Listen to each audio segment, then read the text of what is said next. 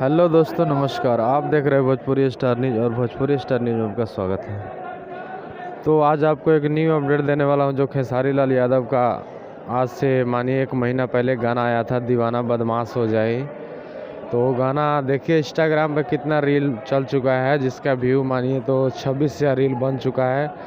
तो इतना रील बनाने के लिए बहुत बहुत दिल से धन्यवाद आप लोग को, जो खेसारी लाल यादव जी को इतना पसंद कर रहे हैं इस गाने को। और ये गाना ऐसे वायरल हो गया, मेन कंपनी से रिलीज़ भी नहीं हुआ, फिर भी इतना अच्छा खासा रिस्पॉन्स मिल रहा है।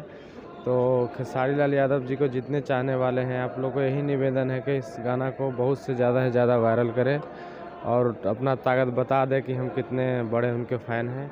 तो दीवाना बदमाश हो जाए बहुत अच्छा ही गाना था, लेकिन वायरल हो गया। अभी कोई भी ओरिजिनल कंपनी से रिलीज़ नहीं हुआ है।